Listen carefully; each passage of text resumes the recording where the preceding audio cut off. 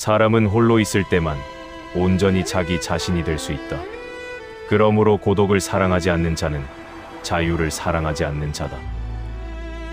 철학자 쇼펜하우어는 타인의 시선과 세상의 소음에 나를 억지로 맞춰가며 살 때 우리는 진짜 나를 잃어버리게 된다고 조용히 일깨워 주었습니다. 세상이 요구하는 수많은 관계 속에서 나를 증명하려 애쓰기보다 홀로 남겨진 외로운 시간을 온전히 사랑할 때 영혼의 진짜 자유를 얻을 수 있다는 묵직한 가르침입니다. 행복을 찾는 가장 확실한 방법은 타인의 시선에서 온전히 벗어나는 것이다. 우리가 매 순간 겪는 수많은 번뇌는 어쩌면 타인의 시선 속에서 나를 증명하려는 헛된 갈증에서 비롯되는 것일지도 모릅니다. 하지만 쇼펜하우어의 철학은 단순한 절망이나 허무함을 말하는 것은 결코 아닙니다. 오히려 욕망의 굴레를 직시하고 홀로 남겨진 고요한 시간을 묵묵히 마주할 때 우리는 진정한 평온과 자유를 얻을 수 있다고 속삭입니다. 오늘 밤에는 환상으로 덮인 세상을 꿰뚫어 보며 홀로 고독한 진실을 탐구했던 쇼펜하우어의 삶 속으로 천천히 걸어 들어가 보려 합니다. 지금으로부터 200여 년 전 화려한 도시의 풍경 뒤에서 인간 내면의 깊은 심연을 들여다보았던 철학자의 생애와 쇼펜하우어가 남긴 발자취를 따라가는 여정을 이제 시작하겠습니다. 인간은 자기가 원하는 것을 할 수는 있지만 자기가 원하는 것을 원할 수는 없다. 1788년 2월 22일 발트해에 자리 잡은 활기찬 항구 도시 단치이에서 한 남자아이가 태어났습니다. 아버지는 유럽 전역을 무대로 활동하던 아주 부유하고 성공한 상인이었으며 어머니는 문학과 예술을 깊이 사랑하는 활달한 성격을 가진 여성이었습니다. 아버지는 아들이 훗날 자신을 이어 세계를 누비는 훌륭한 상인이 되기를 간절히 바랐습니다. 그래서 유럽 어디에서든 발음하기 쉽고 자연스럽게 들릴 수 있는 아르투어라는 이름을 지어주었습니다. 항구 도시 단치이는 매일 수많은 배들이 오가고 낯선 언어와 새로운 물건들이 끊임없이 교차하는 활력 넘치는 곳이었습니다. 쇼펜하우어는 항구를 가득 채운 돛담배들과 낯선 이국에서 온 사람들을 보며 세상의 다양성을 일찍부터 눈에 담을 수 있었습니다. 집안은 언제나 최고급 가구와 귀한 예술품들로 장식되어 있었고 부족함이라고는 전혀 찾아볼 수 없는 풍요로운 환경이었습니다. 하지만 차갑고 엄격한 성격을 가졌던 아버지와 자유롭고 사교적인 삶을 갈망했던 어머니 사이에는 보이지 않는 벽이 굳건하게 자리하고 있었습니다. 아버지는 감정을 좀처럼 드러내지 않고 오직 사업의 성공과 명예만을 가장 중요하게 생각하는 지극히 현실적인 사람이었습니다. 반면 어머니는 남편보다 20살이나 어렸고 딱딱한 무역 장부보다는 아름다운 시와 음악을 좋아했고 사람들과 어울려 대화하는 것을 즐겼습니다. 아버지가 서재에서 복잡한 계산서를 확인하며 가문의 미래를 구상하고 있을 때 어머니는 응접실에서 화려한 모임을 열고 지식인들과 예술을 논하길 원했습니다. 부유함은 바닷물과 같아서 마시면 마실수록 더욱 깊은 갈증을 느끼게 한다. 물질적인 풍요로움 속에서도 어린 쇼펜하우어의 마음 한구석에는 언제나 설명하기 힘든 깊은 그늘이 드리워져 있었습니다. 가족이라는 따뜻한 울타리 안에서 온전한 위안을 얻기보다는 부모님의 엇갈리는 시선 속에서 홀로 세상을 관찰하는 법을 먼저 배워야만 했습니다. 그러던 중 단치이가 프로이센에 합병되는 중대한 역사적 사건이 발생하게 됩니다. 자유를 무엇보다 소중하게 생각했던 아버지는 프로이센의 통치를 거부하고 모든 사업 재산을 정리하여 가족들을 이끌고 함부르크로 이주를 결심합니다. 익숙했던 고향을 떠나 낯선 도시로 향하는 덜컹거리는 마차 안에서 5살의 어린 쇼펜하우어는 창밖으로 멀어지는 항구의 풍경을 오래도록 바라보았습니다. 아버지가 굳게 믿고 있는 성공한 상인이라는 정해진 길과 아직 쇼펜하우어조차 다 알지 못하는 내면의 깊은 우울함 사이에서 쇼펜하우어의 운명은 서서히 닻을 올리고 있었습니다. 화려한 겉모습 뒤에 숨겨진 타인과 결코 닿을 수 없는 고독을 쇼펜하우어는 아주 어린 시절부터 묵묵히 체감하고 있었습니다. 바닷바람이 불어오던 고향을 뒤로하고 쇼펜하우어는 낯선 삶의 한가운데로 천천히 나아가고 있었습니다. 건강한 거지가 병든 왕보다 훨씬 더 행복하다. 1803년 쇼펜하우어가 15살이 되던 해, 아버지는 아들의 진로를 확실하게 정하기 위해 아주 매혹적인 제안을 하나 건넵니다. 만약 학자의 길을 걷고 싶다면 함부르크에 남아서 지루한 학교에 다녀야 하지만 상인의 길을 받아들인다면 부모님과 함께 유럽 전역을 여행하게 해주겠다는 조건이었습니다. 세상을 향한 호기심이 가득했던 15살의 쇼펜하우어는 좁은 교실 대신 넓은 세상을 직접 두 눈으로 확인하는 것을 선택하게 됩니다. 마침내 가족은 마차를 타고 영국과 프랑스, 네덜란드와 오스트리아를 넘나드는 길고 긴 여행을 시작했습니다. 아버지는 여행을 통해 아들이 무역의 흐름을 익히고 세련된 국제 상인으로서의 감각을 자연스럽게 배우기를 바랐습니다. 하지만 덜컹거리는 마차 창밖으로 펼쳐진 세상은 아버지의 기대와는 전혀 다른 방향으로 쇼펜하우어의 마음을 흔들어 놓았습니다. 화려한 궁전과 번화한 상점들 뒤에는 언제나 굶주림에 지친 사람들과 고단한 노동에 시달리는 빈민들의 구분 등이 숨겨져 있었습니다. 특히 프랑스의 남부 도시 툴롱에서 목격한 노예들의 무거운 쇠사슬은 어린 쇼펜하우어의 마음에 지워지지 않는 깊은 상흔을 남겼습니다. 태양이 내리쬐는 갑판 위에서 채찍을 맞으며 묵묵히 노를 젓는 사람들의 눈빛은 너무나도 공허하고 슬퍼 보였습니다. 영국의 번화한 런던 거리에서도 짙은 안개 속에 웅크린 가난한 노동자들의 피로한 표정은 쇼펜하우어의 발걸음을 번번이 멈추게 만들었습니다. 타인의 고통에 깊이 공감하는 연민이야말로 인간이 가질 수 있는 가장 높은 차원의 도덕이다. 풍요로운 집안에서 자라며 부족함 없이 살아왔던 쇼펜하우어에게 세상의 밑바닥에 흐르는 절망의 무게는 말로 표현하기 힘든 충격이었습니다.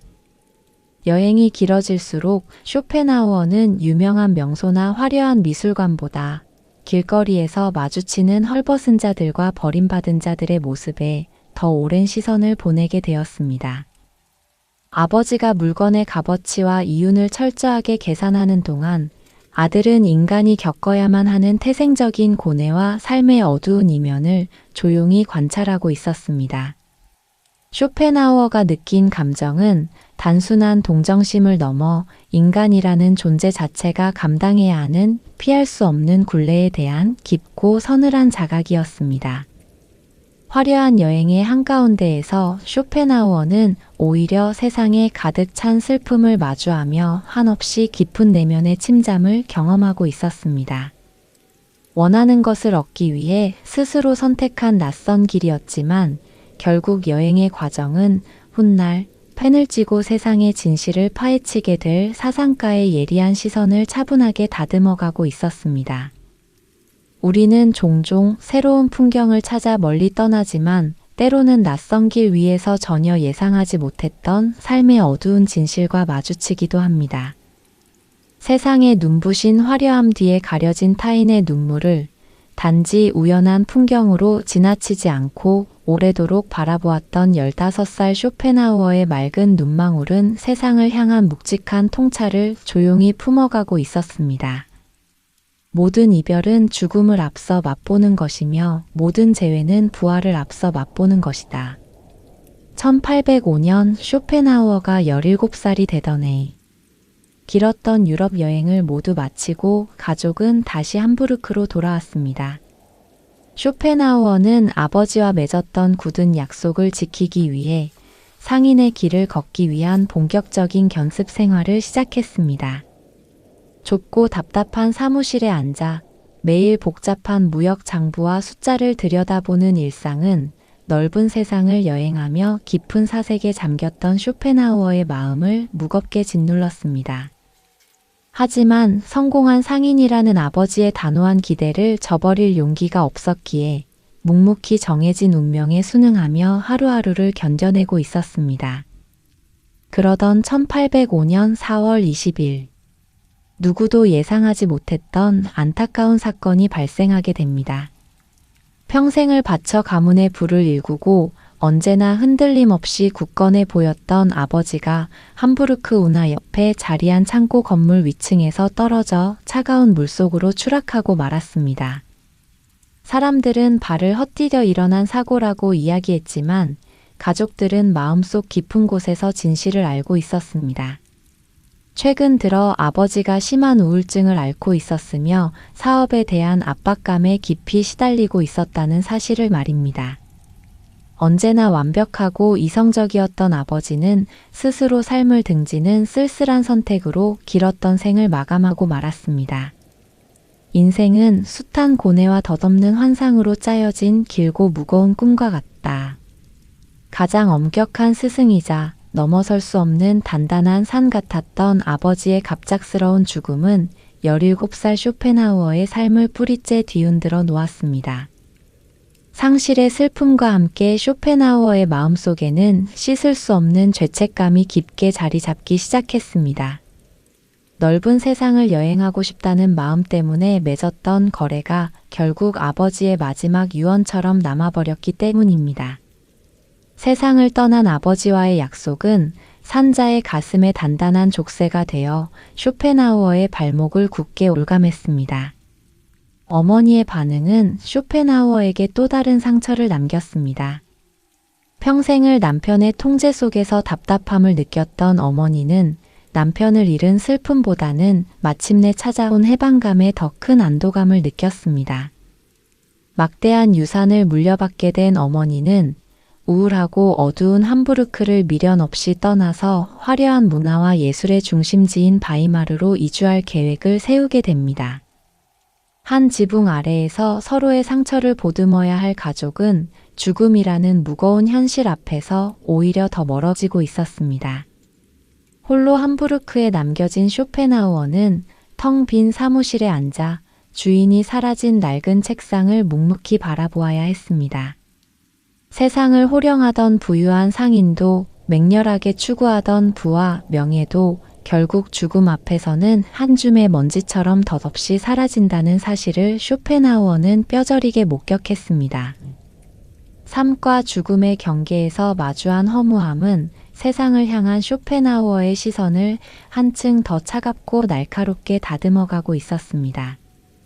살아남은 자가 짊어져야 할 책임과 끓어오르는 내면의 갈망 사이에서 쇼펜하우어는 길고 외로운 싸움을 홀로 감당하며 나아가고 있었습니다. 사람들이 사교를 즐기는 것은 자신의 내면이 텅 비어 있기 때문이다. 아버지가 세상을 떠난 후 남겨진 가족의 삶은 완전히 다른 방향으로 흘러가기 시작했습니다.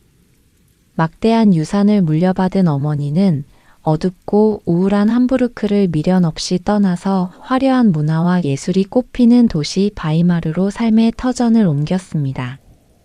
당시 바이마르는 당대 최고의 문인과 사상가들이 활발하게 활동하던 지식인들의 눈부신 무대였습니다. 어머니는 넓고 화려한 저택을 마련하고 매일같이 예술가와 철학자들을 초대하여 사교 모임인 살롱을 열었습니다.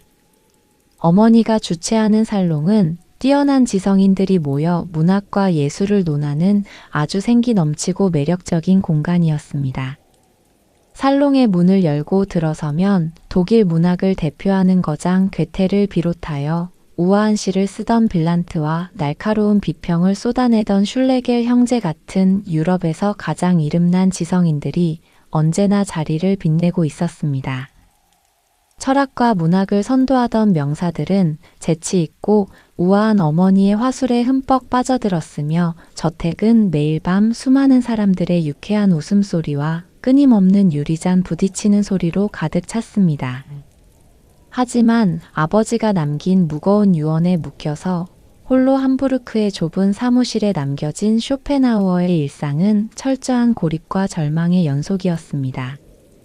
숫자와 장부로 가득 찬 삭막한 현실 속에서 18살의 쇼펜하우어는 매일 밤 깊은 우울함과 싸워야만 했습니다. 견디다 못한 쇼펜하우어가 잠시 위안을 얻기 위해 어머니가 있는 바이마르를 방문했을 때 눈앞에 펼쳐진 화려한 사교 생활은 오히려 쇼펜하우어의 마음속에 더욱 깊은 반발심을 불러일으켰습니다. 아버지가 차가운 물속에서 삶의 짐을 내려놓은 지 얼마 지나지 않았음에도 매일 밤 화려한 옷을 입고 모임을 즐기는 어머니의 모습은 쇼펜하우어의 가슴에 씻을 수 없는 상처를 남겼습니다.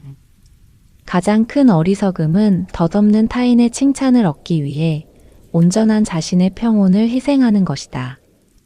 쇼펜하우어는 겉으로는 고상한 예술을 이야기하지만 속으로는 허영심과 타인의 시선에 얽매여 있는 사람들의 가벼운 모습을 날카롭게 꿰뚫어 보았습니다.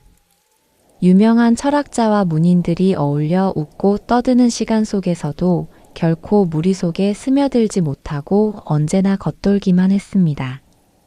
어머니는 지나치게 심각하고 우울한 아들의 성격을 몹시 못마땅하게 여겼고 아들은 진지한 사색 없이 쾌락만 쫓는 어머니의 삶을 속으로 깊이 경멸했습니다. 어머니와 아들 사이에 보이지 않는 벽은 날이 갈수록 점점 더 높고 단단해졌습니다. 살롱에서 우연히 마주친 당대의 데모노 괴테는 훗날 훌륭한 사상가가 될 쇼펜하우어의 비범한 재능을 단숨에 알아보았습니다. 하지만 어머니는 아들에게 쏟아지는 찬사조차도 자신의 빛을 가리는 방해물로 여길 만큼 두 사람의 관계는 이미 차갑게 식어 있었습니다. 서로를 이해하려 노력할수록 가시 돋친 말들이 오가며 깊은 생채기만 남겼고 결국 쇼펜하우어는 핏줄로 이어진 가장 가까운 가족마저도 자신을 온전히 품어줄 수 없다는 진실을 마주해야만 했습니다. 세상의 모든 화려함이 모여있던 북적이는 살롱에서 쇼펜하우어는 오히려 철저하게 버려진 듯한 짙은 고독을 경험하고 있었습니다.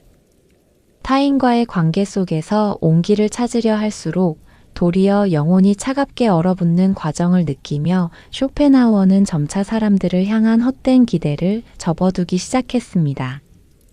소음으로 가득한 응접실에서 홀로 떨어져 나와 조용히 책장을 넘기던 쇼펜하우어의 묵직한 침묵 속에는 세상의 가벼운 농담들을 멀리하고 오직 자신만의 좁고 험난한 진리의 길을 걸어가겠다는 결심이 조용히 피어나고 있었습니다. 우리는 다른 사람들과 같아지기 위해 삶의 4분의 3을 빼앗긴다. 1807년 쇼펜하우어가 19살이 되던 해 함부르크의 어두운 사무실에 홀로 앉아 두꺼운 무역 장부를 넘기는 시간은 숨막히는 고통과도 같았습니다. 세상을 떠난 아버지의 간절한 바람을 저버릴 수 없었기에 억지로 상인의 길을 걷고 있었지만 마음속 깊은 곳에서는 끊임없이 학문을 향한 강렬한 갈망이 솟구치고 있었습니다. 숫자와 계산으로 가득 찬 세상은 인간 내면의 진실을 탐구하고자 하는 쇼펜하우어의 영혼을 조금도 채워주지 못했습니다. 남들이 부러워하는 부유한 삶과 안정된 미래가 보장되어 있었음에도 타인의 기대에 자신을 맞추며 살아가는 하루하루는 서서히 내면을 갉아먹는 아픔이었습니다. 결국 19살의 쇼펜하우어는 더 이상 자신의 진짜 모습을 숨기며 살아갈 수 없다는 사실을 뼈저리게 깨닫게 됩니다. 오랜 고민 끝에 바이마르에 머물고 있는 어머니에게 눈물로 쓴 편지를 보내게 됩니다. 상인의 길을 영원히 포기하고 오직 진리를 탐구하는 학자의 길을 걷고 싶다는 아주 절박한 호소였습니다. 평소 아들과 사이가 좋지 않았던 어머니였지만 편지에 담긴 진심을 외면하지 않고 친하게 지내던 학자 페르노에게 조언을 구했습니다. 학자는 쇼펜하우어의 숨겨진 비범한 재능을 단숨에 알아보고 학문의 길을 허락해야 한다고 어머니를 적극적으로 설득했습니다. 고독은 모든 뛰어난 인물들에게 주어진 피할 수 없는 운명이다. 마침내 어머니의 허락이 담긴 답장을 받아든 순간 쇼펜하우어는 억눌러왔던 감정을 터뜨리며 소리내어 울음을 터뜨렸습니다. 세상을 떠난 아버지에 대한 무거운 부채감에서 벗어나 온전히 자신의 삶을 선택할 수 있게 된 생애 첫 번째 진정한 해방이었습니다. 쇼펜하우어는 지긋지긋한 무역 장부를 미련 없이 덮고 서둘러 짐을 챙겨 함부르크를 떠났습니다. 새로운 배움을 위해 바이마르의 라틴어 학교에 뒤늦게 입학했고 한참 어린 12살 남짓의 어린 학생들과 나란히 앉아 고전 언어를 처음부터 다시 배우기 시작했습니다. 출발은 남들보다 한참 늦었지만 진리를 향한 목마름은 어떤 피로도 잊게 만들 만큼 뜨거웠습니다. 화려한 항구 도시의 소음에서 벗어나 고요한 도서관의 책 먼지 속에서 쇼펜하우어는 비로소 온전하게 숨을 쉬는 듯한 편안함을 느꼈습니다. 가족이 정해둔 안락한 둥지를 벗어나 낯설고 험난한 사색의 길로 스스로 걸어 들어간 쇼펜하우어는 자신만의 단단한 철학을 쌓아 올릴 준비를 묵묵히 맞춰가고 있었습니다. 타인의 시선과 기대라는 무거운 껍질을 깨고 나와 고독한 책상 앞에 앉은 쇼펜하우어의 눈빛은 세상의 어떤 보석보다도 맑고 또렷하게 빛나고 있었습니다. 오랜 방황 끝에 찾아낸 나만의 길은 남들이 보기엔 좁고 험난해 보일지라도 스스로에게는 우주보다 넓은 해방감을 선사해 주었습니다. 책을 읽는 것은 자신의 머리가 아니라 타인의 머리로 생각하는 것이다. 1809년 21살이 되던 해, 쇼펜하우어는 마침내 괴팅겐 대학에 입학하며 오랫동안 꿈에 그리던 학문의 전당에 첫 발을 내디뎠습니다. 처음에는 의학부에 들어가 자연과학의 탄탄한 기초를 다졌지만 내면 깊은 곳에서 끊임없이 솟아나는 삶과 세계에 대한 본질적인 갈증은 쉽게 해소되지 않았습니다. 결국 철학 교수의 진심 어린 조언을 받아들여 전공을 철학으로 바꾸게 됩니다. 먼지 쌓인 도서관 구석에 홀로 앉아 플라톤, 칸트의 낡은 저작들을 밤낮 없이 탐독하며 삶의 지평을 끝없이 넓혀갔습니다. 상인의 장부를 쓰며 억눌려왔던 시간들을 보상받기라도 하듯 쇼펜하우어는 지식의 바다를 아주 맹렬하게 헤엄쳤습니다. 1811년 23살의 쇼펜하우어는 당대 최고 철학자들의 강의를 직접 듣기 위해 학문적 중심지인 베를린 대학으로 자리를 옮기게 됩니다. 당시 베를린 대학은 최고의 지성인들이 모여드는 학계의 가장 화려한 무대였습니다. 명성이 자자했던 피이테와 슐라이어마어의 강의실은 언제나 수많은 학생들로 발 디딜 틈 없이 붐볐습니다. 하지만 부푼 기대감을 안고 찾아간 쇼펜하우어의 마음은 머지않아 실망감으로 식어버리고 말았습니다. 강단에서 울려 퍼지는 난해하고 화려한 말의 속에 정작 세상을 날카롭게 꿰뚫는 명쾌한 진리가 완전히 빠져 있었기 때문입니다.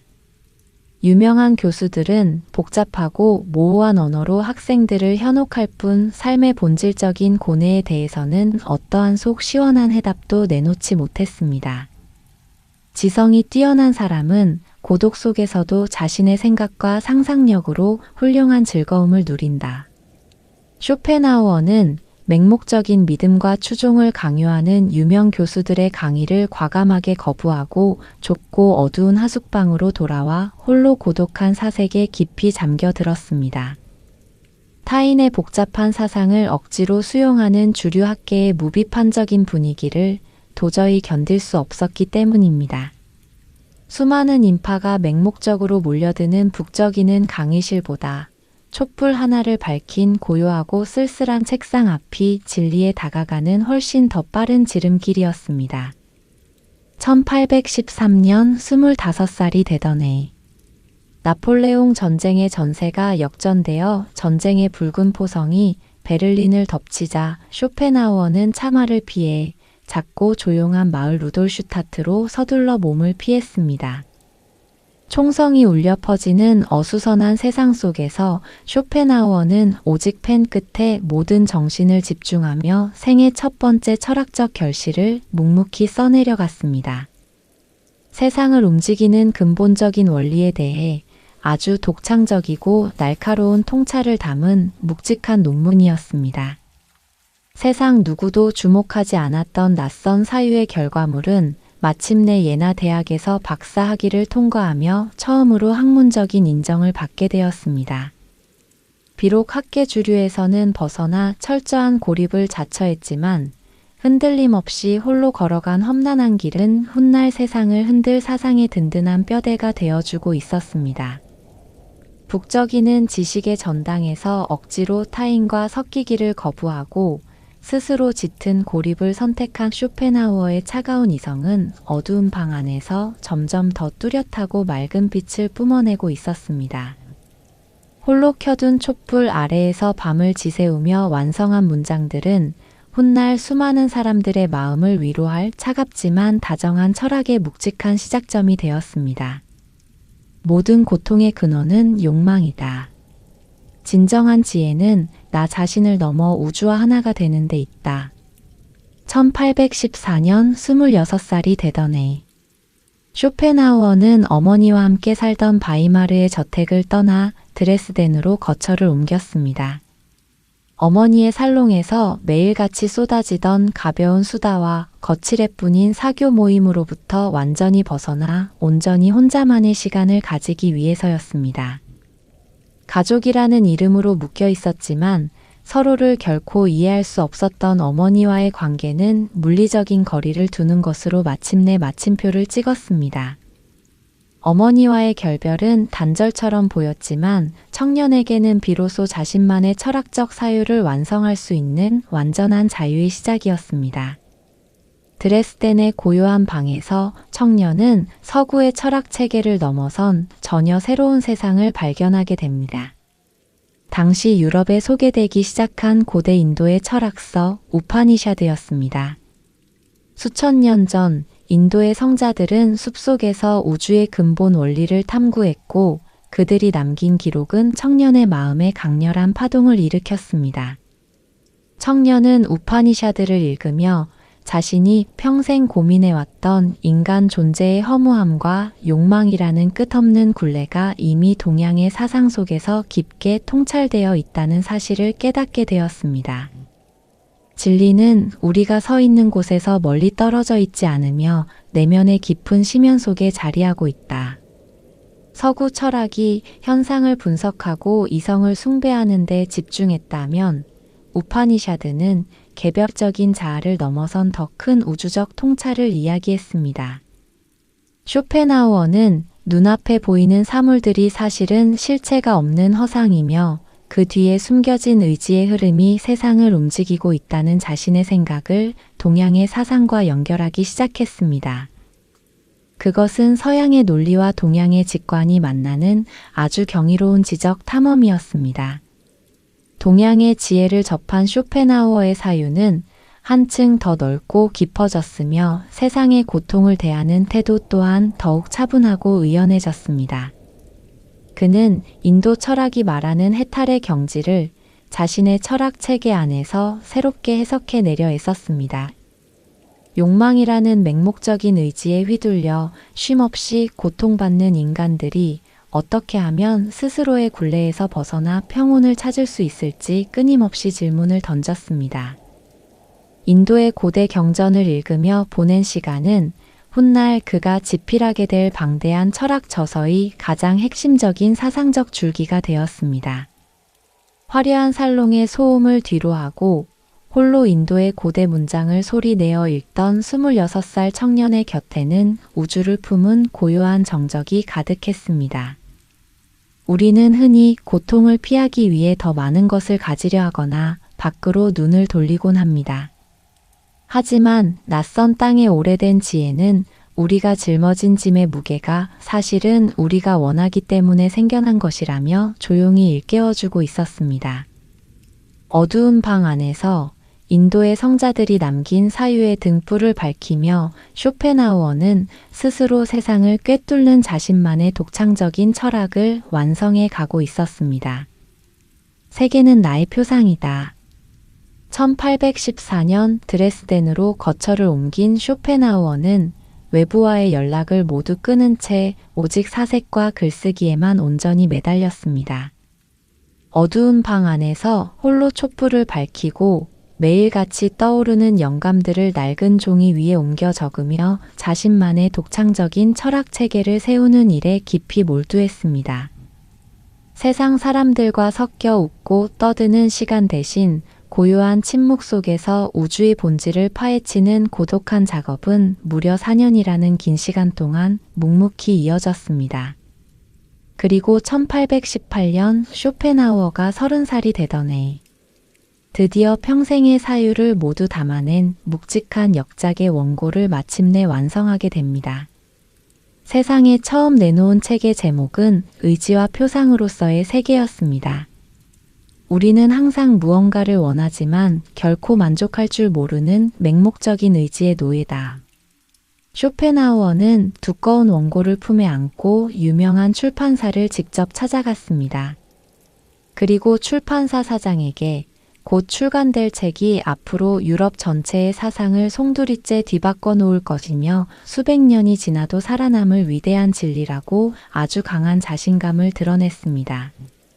쇼펜하우어는 우리가 두 눈으로 보고 느끼는 세상의 모든 현상들이 사실은 알맹이가 없는 껍데기, 즉 표상에 불과하다고 생각했습니다. 그리고 껍데기 아래에는 끝없이 살고자 하는 우주적 의지가 쉼없이 꿈틀거리고 있으며 바로 그것이 인간을 끊임없이 괴롭히는 근본적인 원인이라고 주장했습니다. 쇼펜하우어는 책이 세상에 나오는 순간 당대의 모든 지식인들이 엄청난 충격에 빠지고 자신에게 열광할 것이라 굳게 믿어 의심치 않았습니다. 하지만 1818년 말 세상에 처음으로 책이 공개되었을 때 사람들의 반응은 너무나도 차가웠습니다. 당시 유럽의 학계에서는 낙관적이고 이성적인 해겔의 철학에 완전히 매료되어 있었습니다. 30살의 무명 철학자가 불쑥 내놓은 어둡고 염세적인 사상은 어느 누구의 관심도 끌지 못하고 철저하게 외면받았습니다. 자신만만했던 출판사의 기대와는 전혀 다르게 책은 거의 팔리지 않은 채 창고 구석에 두꺼운 먼지를 뒤집어 쓰고 오랫동안 방치되어야만 했습니다. 결국 대부분의 책들은 사람들의 손때 한번 타보지 못하고 폐지나 포장지로 헐값에 팔려나가는 뼈아픈 수모를 겪어야 했습니다. 천재는 자신이 속한 시대를 한참 앞서 걷기 때문에 당대의 사람들에게는 좀처럼 보이지 않는다. 자신의 위대한 깨달음을 전혀 알아주지 않는 무지한 세상을 향해 쇼펜하우어는 아주 깊은 분노와 좌절감을 느꼈습니다. 학자로서 가장 찬란하게 빛나야 할 30대의 시작은 처절한 실패와 짙은 고립으로 얼룩지고 말았습니다. 자신이 쓴 글이 먼 훗날 반드시 세상을 뒤흔들 것이라는 단단한 믿음은 흔들리지 않았지만 당장 눈앞에 마주한 현실의 벽은 너무나도 가혹하고 쓸쓸했습니다. 하지만 쇼펜하우어는 사람들의 무관심 속에서도 결코 자신의 철학을 대중의 입맛에 맞게 바꾸거나 타협하지 않았습니다. 세상의 차가운 외면은 오히려 쇼펜하우어의 내면을 더욱 날카롭고 단단하게 재련하는 뜨거운 담금질이 되어주고 있었습니다.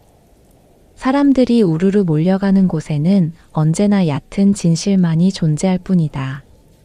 1820년 쇼펜하우어가 32살이 되던 해, 심혈을 기울여 완성한 첫 저서가 대중의 철저한 외면을 받았지만 쇼펜하우어는 사상에 대한 굳건한 확신을 안고 프로이센의 학문적 중심지인 베를린으로 다시 향했습니다. 직접 베를린 대학의 강단에 서서 젊은 학생들에게 진짜 철학이 무엇인지 명확하게 가르치기로 결심했던 것입니다. 당시 베를린 대학은 철학자 헤겔이 학계의 절대적인 권위자로 군림하며 수많은 지식인들과 대중들의 열렬한 추종을 받고 있던 아주 뜨거운 무대였습니다. 헤겔의 사상은 세상의 모든 역사가 이성적으로 발전해 나간다는 아주 긍정적이고 희망찬 메시지를 담고 있었습니다. 체제를 옹호하고 밝은 미래를 약속하는 학문이었기에 국가와 권력자들의 입맛에 아주 잘 맞았습니다. 하지만 쇼펜하우어는 헤겔의 사상이 겉만 번지르르 할 뿐 인간의 어두운 본질과 맹목적인 고통을 교묘하게 감추는 얄팍한 궤변에 불과하다고 차갑게 비판했습니다.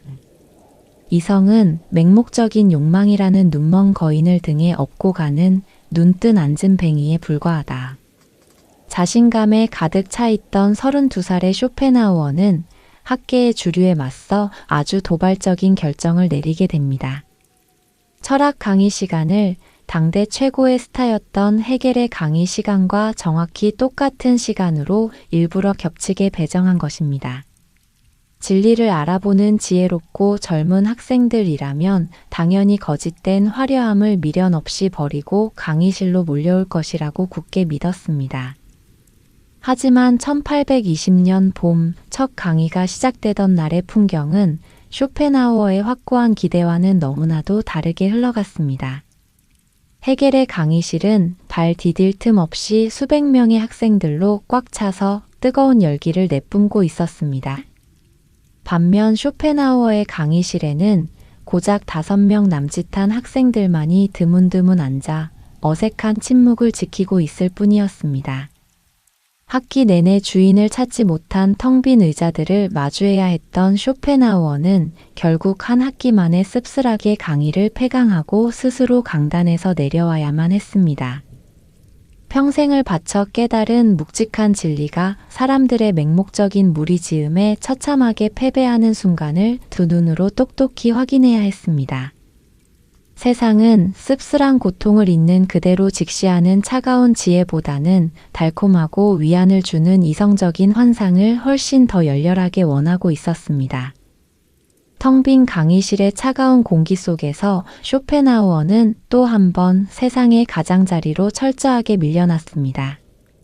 하지만 사람들의 알량한 찬사와 인기를 구걸하기 위해 스스로의 철학을 굽히고 대중과 타협하는 일은 결코 일어나지 않았습니다. 당대의 헛된 명성을 좇는 대신 묵묵히 먼 미래의 독자들을 위해 글을 쓰겠다는 굳은 다짐은 차가운 외면 속에서 오히려 더 단단하게 뿌리를 내리고 있었습니다. 수백 명의 환호 소리가 들려오는 옆 강의실의 소음을 조용히 등진 채 짐을 챙겨 텅 빈 복도를 걸어 나가는 32살 철학자의 뒷모습에는 어떤 후회나 타협도 섞이지 않은 고독함이 자리 잡고 있었습니다. 우리의 불행은 대부분 타인과의 관계에서 비롯된다. 1822년 쇼펜하우어가 34살이 되던 해, 베를린 대학의 강단에서 겪었던 뼈아픈 실패와 텅 빈 강의실이 주었던 상처는 쇼펜하우어에게 무거운 짐으로 남았습니다. 자신의 사상이 조롱거리로 전락하는 현실을 더 이상 견디기 힘들었던 쇼펜하우어는 정들었던 프로이센을 잠시 떠나기로 결심합니다. 따뜻한 태양과 고대 예술이 살아 숨쉬는 땅. 이탈리아로 길고 긴 도피성 여행을 떠나게 되었습니다. 험난한 알프스 산맥을 넘어 도착한 이탈리아의 풍경은 북유럽의 차갑고 우울한 날씨와는 전혀 다른 눈부신 따스함을 품고 있었습니다. 베네치아의 맑은 운하와 피렌체의 르네상스 예술품들, 그리고 로마의 오래된 유적지들은 상처받은 마음을 달래주는 훌륭한 안식처였습니다. 쇼펜하우어는 아름다운 조각상과 고전 그림들을 감상하며 예술이 주는 순수한 기쁨에 깊이 빠져들었습니다. 특히 극장을 찾아가 화려한 오페라 공연을 관람하며 아름다운 음악의 선율에 스스로의 마음을 온전히 맡기곤 했습니다. 자신의 철학에서 굳게 믿었듯이 예술과 음악을 감상하는 아주 짧은 순간만큼은 우리를 쉼없이 괴롭히는 맹목적인 욕망으로부터 잠시나마 벗어날 수 있었기 때문입니다. 아름다움에 깊이 몰입하는 시간 동안은 무언가를 간절히 원하거나 결핍을 느끼지 않고 그저 대상을 있는 그대로 바라보는 완전한 평온을 누릴 수 있었습니다. 장소를 바꾼다고 해서 내면의 고통에서 완전히 벗어날 수는 없다. 하지만 화려한 풍경과 예술품들이 주는 달콤한 위안은 그리 오래가지 못했습니다. 낯선 땅에서 전혀 다른 언어를 쓰는 사람들을 마주하며 쇼펜하우어는 어디를 가든 인간의 본질적인 고뇌는 결코 변하지 않는다는 사실을 다시 한번 뼈저리게 깨닫게 됩니다. 로마의 북적이는 광장에서도 피렌체의 평화로운 골목길에서도 사람들은 여전히 각자의 욕망에 이끌려 다투고 무의미한 일에 슬퍼하며 끝없는 권태 속을 헤매고 있었습니다. 이탈리아의 눈부신 햇살 아래에서도 쇼펜하우어의 마음속 깊은 곳에 자리 잡은 우울함은 결코 흔적 없이 녹아내리지 않았습니다. 오히려 화려한 바깥 풍경과 대조되는 인간 내면의 캄캄한 어둠을 목격하며 자신만의 철학적 확신을 더욱 단단하게 굳혀가고 있었습니다. 1823년 길었던 여행을 마치고 다시 독일로 돌아오는 길에 쇼펜하우어의 마음은 처음 도피를 떠날 때보다 훨씬 더 차분하게 가라앉아 있었습니다. 바깥으로 향하던 헛된 기대를 모두 거두고 세상의 인정이나 화려한 명성에 더 이상 집착하지 않기로 온전히 마음을 다잡았기 때문입니다. 학계의 변두리로 밀려난 쓸쓸한 운명을 묵묵히 받아들이고 오직 낡은 책상 앞에 홀로 앉아 진리를 탐구하는 삶을 살아가겠다고 조용히 결심했습니다. 홀로 고독하게 빛나는 길을 묵묵히 선택한 34살의 철학자는 다시 한번 펜을 굳게 쥐기 시작했습니다. 도망치듯 떠났던 낯선 여행의 끝에서 마주한 것은 헛된 희망이 아니라 흔들리지 않는 온전한 고독뿐이었습니다. 죽음은 철학자에게 영감을 주는 진정한 여신이다. 1825년 쇼펜하우어가 37살이 되던 해, 길었던 여행을 끝내고 베를린으로 다시 돌아왔지만 학계의 무관심은 여전히 차갑고 굳건했습니다. 대학의 강단은 굳게 닫혀 있었고 출판사들은 무명 철학자의 원고를 거들떠보지도 않았습니다. 번역일로 겨우 생계를 유지하며 어두운 방에서 조용히 고전을 읽는 일상은 겉보기에는 무척이나 쓸쓸해 보였습니다. 하지만 쇼펜하우어의 내면은 타인의 인정이나 헛된 명성에 더 이상 얽매이지 않고 스스로 쌓아 올린 철학의 단단한 성벽 안에서 고요하고 평온하게 머물고 있었습니다. 외부의 흔들림에 굴하지 않고 묵묵히 문장을 다듬으며 먼 훗날 찾아올 독자들을 위해 조용히 사유를 가다듬고 있었습니다. 그러던 1831년 쇼펜하우어가 43살이 되던 해, 프로이센의 수도 베를린 도심 전체에 치사율이 매우 높은 치명적인 전염병인 콜레라가 삽시간에 퍼지기 시작했습니다. 매일같이 수많은 사람들이 거리에 쓰러졌고 도시 전체가 죽음에 짙은 공포에 휩싸이고 말았습니다. 평소 인간의 삶을 비관적으로 바라보았고 죽음을 결코 두려워하지 않는다고 말해왔던 철학자였지만 막상 생명을 위협하는 병마가 턱 밑까지 다가오자 마음속 깊은 곳에서 아주 강렬한 생존 본능이 꿈틀거렸습니다. 쇼펜하우어는 머뭇거림 없이 서둘러 짐을 챙겨서 죽음의 그림자가 드리운 베를린을 미련 없이 탈출했습니다. 살고자 하는 인간의 맹목적인 의지가 차가운 이성을 완벽하게 압도한다는 자신의 철학을 행동으로 온전히 증명해낸 셈입니다. 놀랍게도 쇼펜하우어가 베를린을 황급히 떠난 직후 학계를 지배하던 최고의 권위자이자 철학적 숙적이었던 헤겔은 콜레라를 피하지 못하고 허망하게 세상을 떠나고 말았습니다. 시대의 우상이었던 학자의 갑작스러운 죽음은 삶과 죽음의 벼랑 끝에서는 아무리 뛰어난 지성도 한낱 바람 앞에 등불과 같다는 사실을 보여주었습니다. 우주를 꿰뚫어 보던 위대한 철학자조차도 눈에 보이지 않는 작은 질병 앞에서는 한없이 나약한 인간일 뿐이었습니다. 죽음을 피해 베를린을 빠져나온 쇼펜하우어는 1833년 상업이 발달하고 기후가 온화한 도시 프랑크푸르트에 마침내 새로운 둥지를 틀게 됩니다. 정착한 도시에서 쇼펜하우어는 남은 평생을 보낼 아주 조용하고 규칙적인 일상을 새롭게 설계하기 시작했습니다. 타인과의 불필요한 만남을 철저하게 차단하고 매일 정해진 시간에 고요한 산책을 즐기며 곁에 둔 반려견과 조용히 눈을 맞추며 대화를 나누었습니다.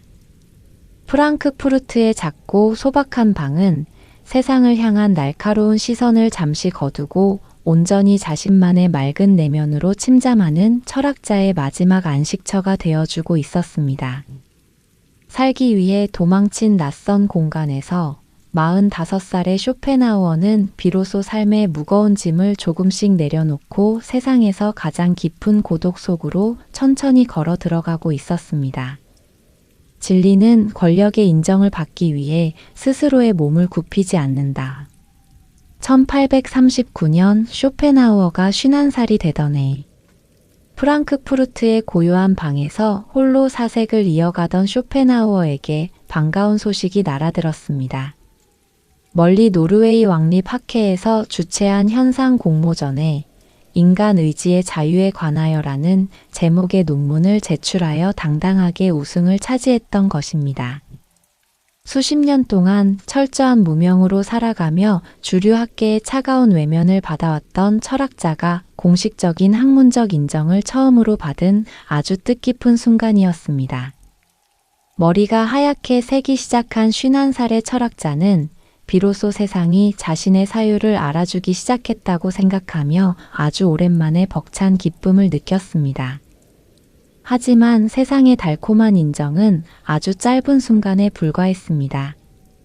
다음 해인 1840년 쇼펜하우어는 52살의 나이로 덴마크 왕립 학회에서 주최한 새로운 공모전에 도덕의 기초에 관하여라는 논문을 자신 있게 출품했습니다. 놀랍게도 공모전에 참가한 사람은 오직 쇼펜하우어 한 명뿐이었고 경쟁자가 전혀 없는 단독 출품이었습니다. 당연히 우승을 차지할 것이라는 확고한 기대와는 다르게 덴마크 왕립학회는 쇼펜하우어의 수상을 아주 매정하게 거절해버렸습니다. 표면적인 이유는 논문의 주제가 공모의 의도와 맞지 않다는 것이었지만 숨겨진 진짜 이유는 전혀 다른 곳에 있었습니다.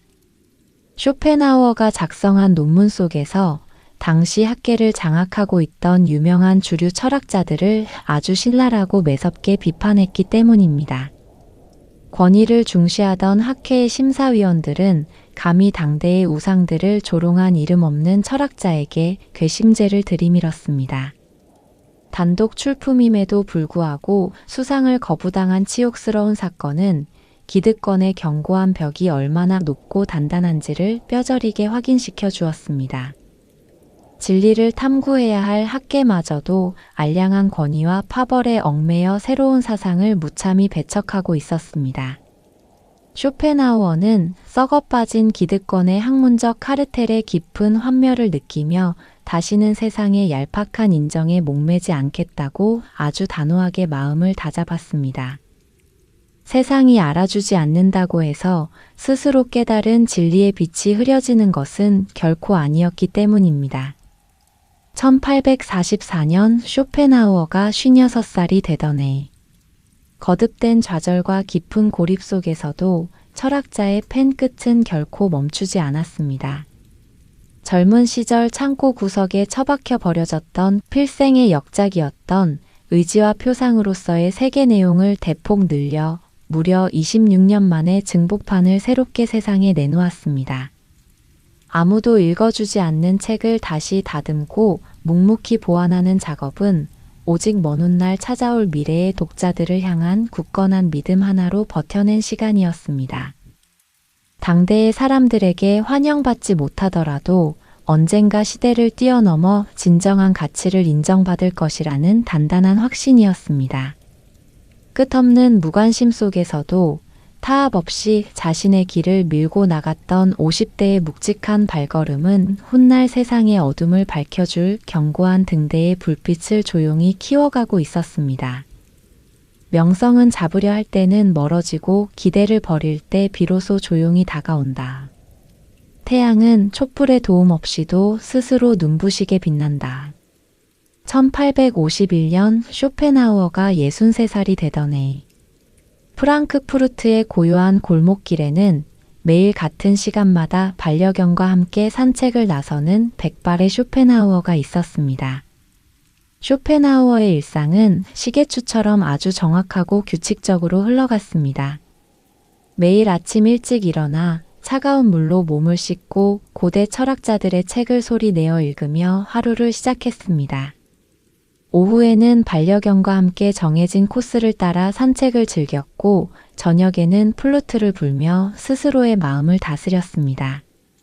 세상의 헛된 인정이나 명성에 대한 집착을 완전히 내려놓고 내면의 평온만을 찾는 완벽한 고독의 시간이었습니다.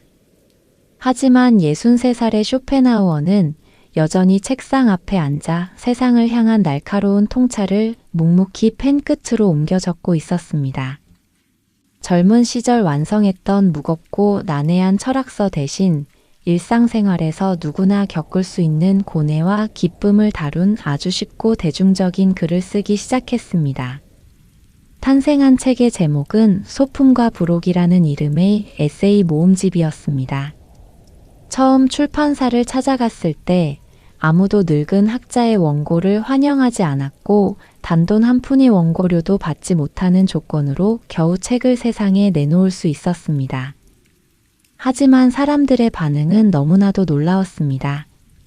어렵고 복잡한 사상 대신 삶의 진실을 꿰뚫는 명쾌하고 날카로운 문장들에 대중들은 열광하기 시작했습니다.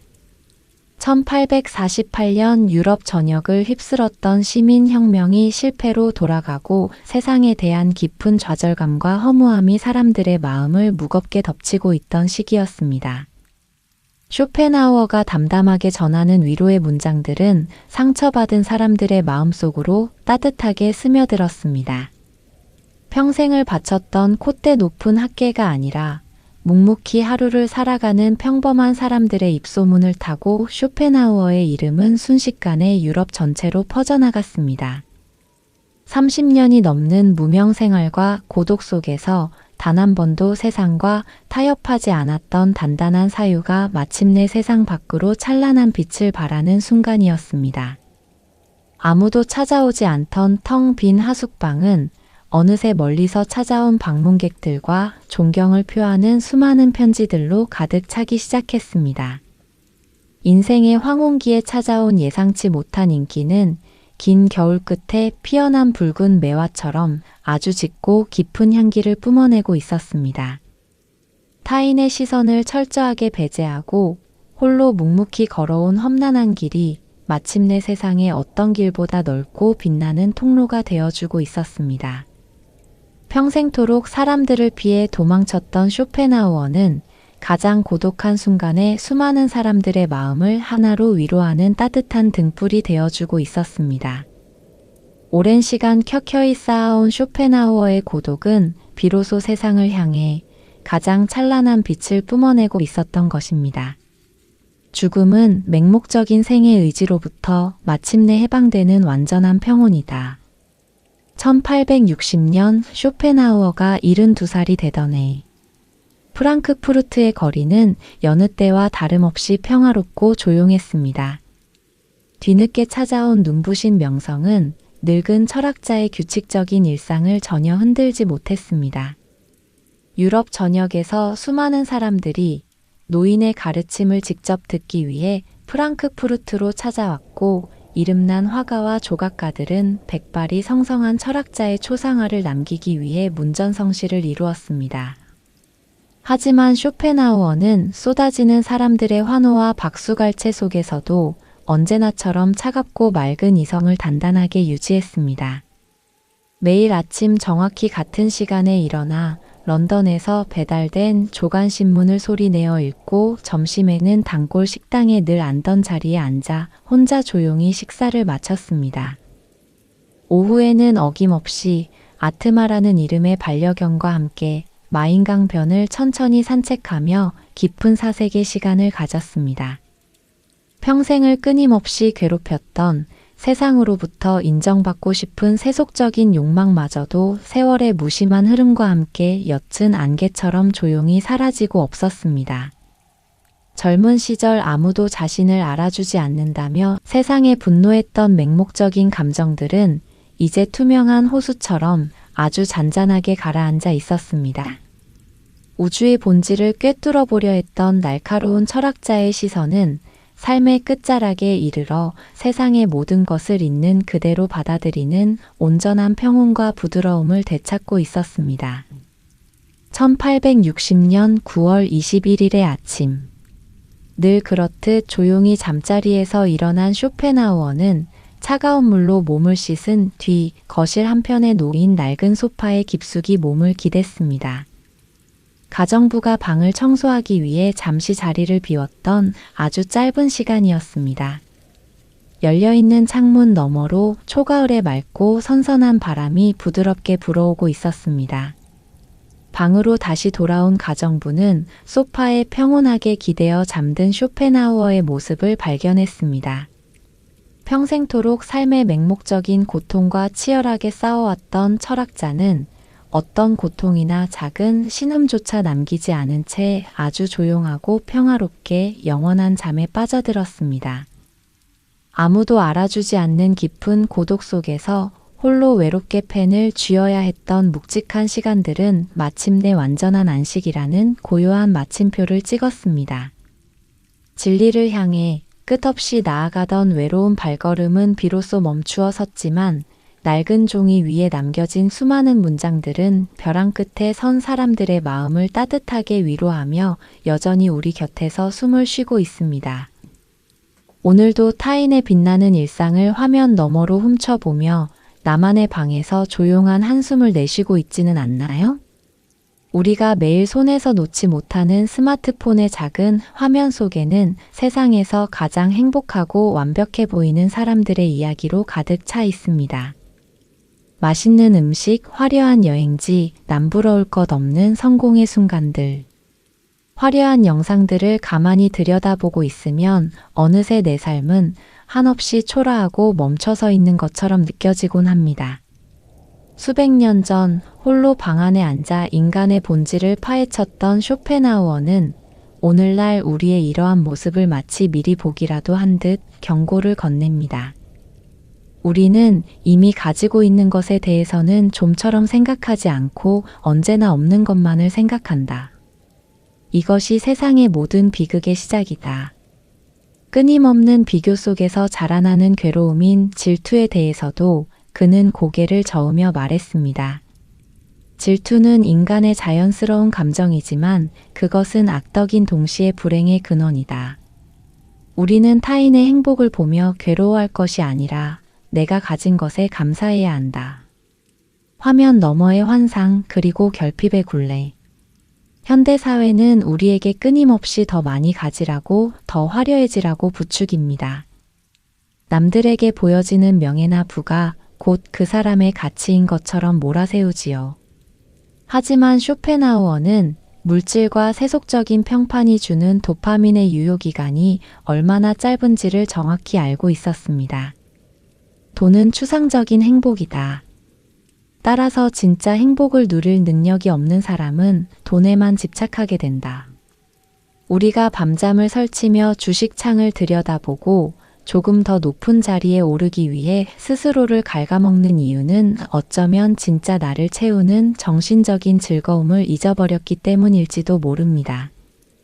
그토록 동경하던 완벽한 사람들도 알고 보면 우리와 똑같이 흔들리고 고뇌하는 나약한 인간일 뿐입니다. 멀찍한 거리에서 볼 때는 흠잡을 데 없어 보이지만 그들의 일상 깊숙이 다가가 보면 결국 우리와 다를 바 없는 불안과 결핍을 마주하게 됩니다. 인간은 멀리서 보면 아름다운 조각상과 같다. 하지만 가까이 다가가서 보면 그것이 위선과 기만으로 가득 찬 흙덩이임을 알게 된다. 불행을 덜어내는 것이 곧 행복이다. 성공 강박에 시달리는 현대인들은 흔히 엄청난 쾌락과 기쁨이 있어야만 행복한 삶이라고 오해합니다. 주말마다 특별한 곳에 가야 하고 끊임없이 새로운 자극을 소비해야 인생을 잘 살고 있다고 믿는 것이지요. 하지만 쇼펜하우어는 진정한 행복의 정의를 완전히 다르게 내립니다. 행복이란 고통이 없는 상태를 의미할 뿐이다. 고통이 없다는 것에 만족하는 순간 우리는 비로소 평온해진다. 지혜로운 사람은 삶의 쾌락을 추구하지 않고 오직 고통이 없기를 바란다. 아무런 나쁜 일도 일어나지 않은 무탈한 오늘. 몸이 아프지 않고 마음이 소란스럽지 않은 고요한 상태야말로 인류가 누릴 수 있는 가장 높은 차원의 행복이라는 뜻입니다. 파도처럼 밀려오는 세상의 자극을 따라가기보다 내 삶에서 불필요한 고통과 소음을 덜어내는 것. 그것이 복잡한 현대 사회를 살아가는 가장 영리한 생존 전략입니다. 물론 세상의 모순을 더 많이 깨닫고 깊이 사색하는 사람일수록 사소한 일에도 더 큰 정신적 피로감을 느끼기 마련입니다. 넘쳐나는 정보와 차가운 현실 앞에서 유독 마음이 무겁고 아프다면 그것은 당신의 영혼이 그만큼 깊고 섬세하다는 증거이기도 합니다. 지성이 높은 사람일수록 더 깊은 고통을 느낀다. 그러나 그 고통 속에서만 영혼은 가장 찬란하게 빛을 발한다. 우리는 매일 아침 눈을 뜨며 원치 않는 출근길에 오르고 빽빽한 스케줄 속에서 숨을 고릅니다. 끝없이 쏟아지는 업무와 시간의 압박 속에서 쇼펜하우어는 우리에게 묻습니다. 당신은 그 귀한 시간을 그저 버티며 소비하고 있나요? 아니면 내면을 채우기 위해 활용하고 있나요? 평범한 사람들은 시간을 어떻게 소비할까 고민하지만 지성인은 시간을 어떻게 활용할까 노력한다. 세상이 나에게 어떤 조건과 환경을 쥐어주었든 그것은 우리가 선택할 수 없는 영역입니다. 태어난 환경, 물려받은 수저. 갑작스럽게 찾아오는 시대의 불황은 마치 무작위로 섞여 들어온 카드와 같습니다. 하지만 그 카드를 가지고 어떤 판을 짜나갈지는 오롯이 나의 몫입니다. 운명은 카드를 섞고 우리는 플레이를 할 뿐이다. 주어진 카드를 탓하기보다 그 카드로 최선의 경기를 치르는 것이 지혜다. 내가 가진 가장 단단한 무기는 타인의 평가나 통장 잔고가 아닌 어떤 상황에서도 나를 잃지 않는 단단한 인격과 스스로 생각할 수 있는 주체성입니다. 가장 위대한 자산은 나의 인격이며 두 번째는 스스로 생각할 수 있는 능력이다. 매일 똑같이 반복되는 지루한 일상처럼 보이지만 쇼펜하우어의 눈으로 바라본 우리의 하루는 결코 가볍지 않은 숭고한 여정입니다. 하루하루는 저마다 작은 인생이다. 매일 아침 눈을 뜨는 것은 작은 탄생이고 매일 밤 잠자리에 드는 것은 작은 죽음이다. 오늘 아침 당신이 무사히 눈을 떴다면 그것으로 하나의 새로운 삶을 선물 받은 것이고 오늘 밤 모든 소음을 끄고 이불을 덮는다면 그것으로 고단했던 한 생의 평온한 쉼표를 찍는 것입니다. 타인의 시선이 만들어낸 허상을 과감히 지워버리고 내가 이미 손에 쥐고 있는 소박한 평온에 감사하는 것. 200년 전의 고독한 철학자가 오늘을 살아가는 우리에게 건네는 가장 따뜻하고 묵직한 삶의 지도입니다. 쇼펜하우어가 평생토록 사람들의 외면을 받으며 쓸쓸한 하숙방에서 묵묵히 써내려간 통찰은 훗날 시대를 뛰어넘어 상처받은 수많은 영혼들이 단단한 피난처가 되었습니다. 남들보다 조금 뒤처지는 것 같아 불안한 밤. 혹은 타인의 무심한 말 한마디에 깊은 상처를 받은 날. 낡고 오래된 철학자의 문장들은 언제나 변함없이 다가와 조용히 위로를 건넵니다. 오늘도 끝없는 경쟁 속에서 스스로를 잃어버린 채 아슬아슬하게 살아가지만 오늘 밤에는 타인의 시선에서 벗어나 온전한 평온과 진정한 자유를 누리시길 바랍니다.